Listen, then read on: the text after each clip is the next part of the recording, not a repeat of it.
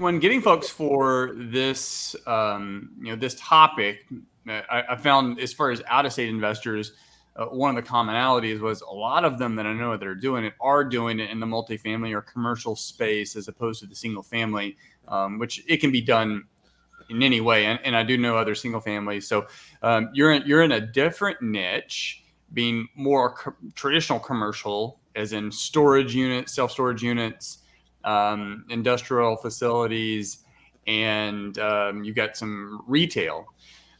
So first, you've done a ton of flips over the years in single family business. How did you get from that to industrial or self storage like commercial?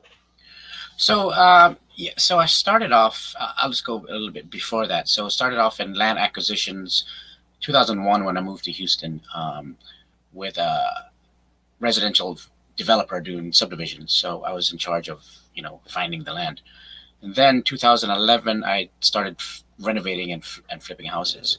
And as you know, the market was good from those time frames, especially in the area I was in, Maryland. And it was you couldn't buy them quick enough and turn them. Um, then 2015, the oil kind of slowed everything down, and for that price point is probably around 500,000. And this is the Houston market, right? Yeah, Houston market, Mm-hmm. and so the 500,000, retail value of the house. So those slowed down when the oil kind of slowed down, and then we had some floods like back to back, and then I had some health issues, and my dad passed. So that transition, when I came back to everything, 2017, because 2016 was kind of like a blur. I needed to assess the market and see what was going on. Um, the Maryland market in Houston was no longer the way it was before. The whole industry as a whole, regarding renovating, was different. So I started going back to wholesaling just to see, where and what was happening where.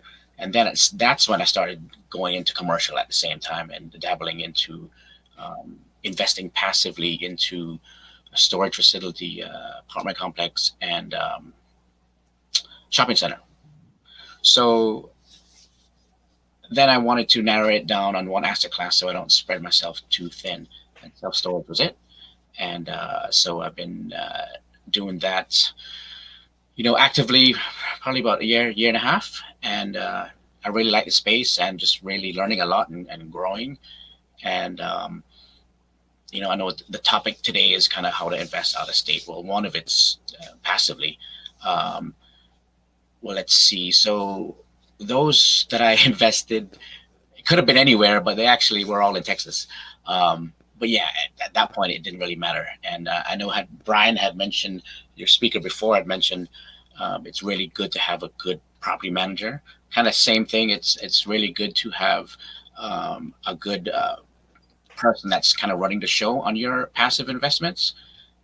My motto is kind of like I've got the jockey over the horse. I pick a good jockey over the horse any day because they can make a mediocre horse win, Yeah. or a bad jockey can make a great horse lose.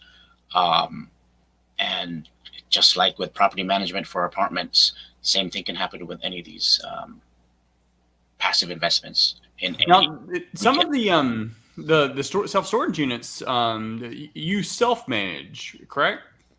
Yes, yes. And, So I and self self manage. manage with relative ease, from what I recall, at least past conversations.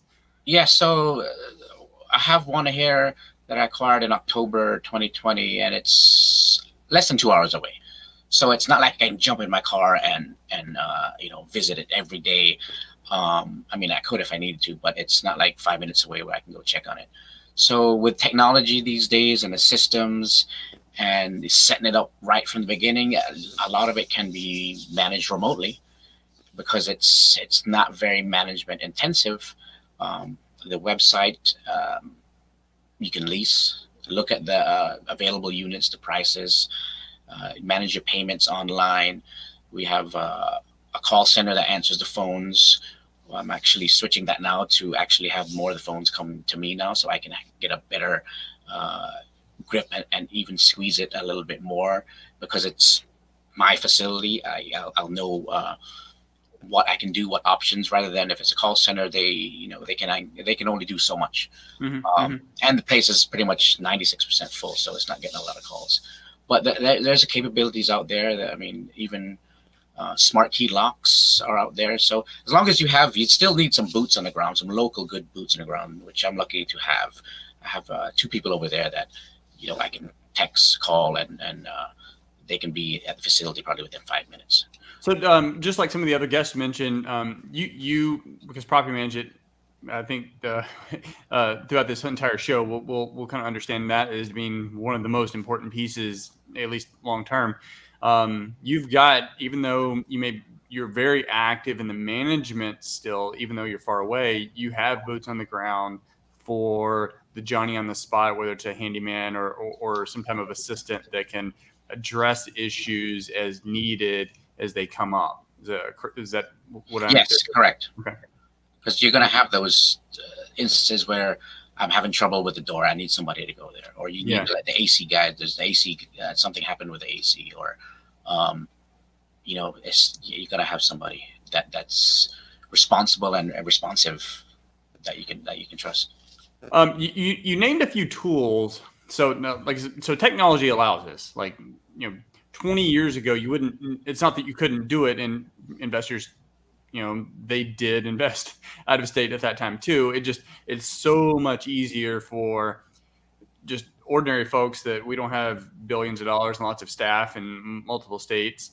Like, we can invest in different markets with ease. So, you mentioned a couple of the tools. What are some of the primary tools that you're using to effectively manage both the experience from the client side or the customer side, but also your end for data, financial, just tracking, security?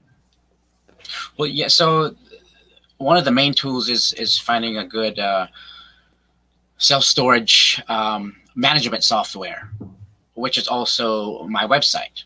So it's, a vendor. I mean, I use Easy Self Storage. So that really, they have a great Easy Self Storage is the title?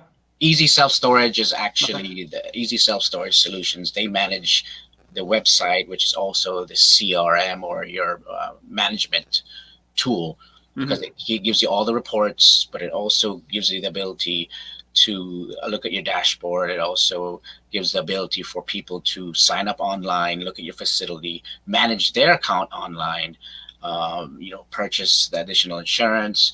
There's texting back and forth. You can be on a waiting list. It really, I mean, it sounds like that's a full suite. Like, if you're in self-storage, like that's something you need to look pretty hard into. Yeah, I can just say, go to the website, and I mean, it's easier to do that than for me to do it over the phone with the person on the phone. And because it has a mapping, it shows you exactly where your unit will be if you choose that unit. It's because we have 2 buildings, and that's a game changer right there. I mean, it's mobile friendly, so I can pull it on my phone anytime, and it works really well. It also has the access control in there, so I can control the doors and letting people in or locking people out. I love it.